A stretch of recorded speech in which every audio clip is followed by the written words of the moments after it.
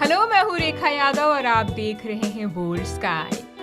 रमजान के महीने में रोजा रखने वालों को कई बार सेहत संबंधी कुछ दिक्कतों का सामना करना पड़ता है। जब रोजा जून की उमस भरी गर्मी में हो तो सेहत का ख्याल रखना बेहद जरूरी हो जाता है। इस समय रोजेदार को प्रोटीन, कार्बोहाइड्रेट और फाइबर से भरपूर डाइट लेनी चाहिए और अपना खास ख्याल रखना चाहिए। तो आइए जानते हैं रमजान में रोजेदार किस तरह अपनी डाइट का ख्याल रखें। 15 घंटे से ज्यादा का रोजा रखना आसान नहीं होता, इसलिए खान पान का पूरा ध्यान रखना चाहिए। रमजान के समय अगर आप रोजे कर रहे हैं तो सेहरी और इफ्तार के समय थोड़ा सोच समझ कर खाइए। अगर इस दौरान डाइट सही हो तो आपकी सेहत भी सही बनी रहेगी और आगे चलकर आपको परेशानी का सामना नहीं करना पड़ेगा। दिन में जहां एनर्जी से भरे आहार लेने चाहिए तो वहीं शाम के समय आपका आहार लो कैलोरी और हाई एनर्जी वाला होना चाहिए। सेहरी के समय यानी सूरज निकलने से पहले भोजन करते समय प्रोटीन की भरपूर खुराक लेनी चाहिए, जिससे दिन भर आपको भूख का एहसास न हो और कमजोरी भी न लगे।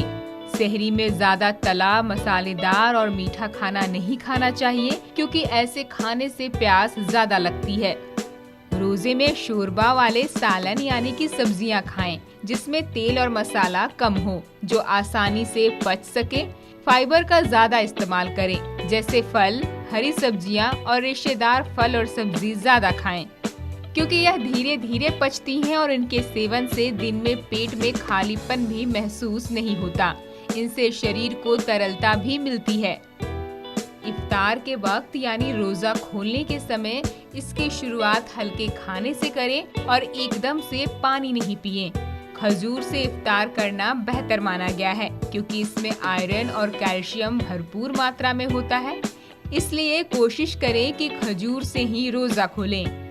इफ्तार में पानी, सलाद, फल, जूस और सूप ज्यादा खाएं और पिएं। इससे शरीर में पानी की कमी पूरी होगी। आप चाहें तो आम और खजूर के शेक और शरबत भी पी सकते हैं। डॉक्टर के मुताबिक जो लोग रोजे से हैं वे सेहरी में पूरा वक्त लेकर उठें और आराम आराम से खाएं। साथ ही इस मौसम में शरीर को पानी की बेहद जरूरत होती है, इसलिए भरपूर मात्रा में पानी पिएं। लेकिन एक साथ नहीं पिएं, बल्कि थोड़ा थोड़ा करके पिएं। कोशिश करें कि सेहरी और इफ्तार दोनों टाइम में कम से कम 8 ग्लास पानी जरूर पिएं। मर्दों को कम से कम 2.5 लीटर और औरतों को कम से कम 2 लीटर पानी जरूर पीना चाहिए।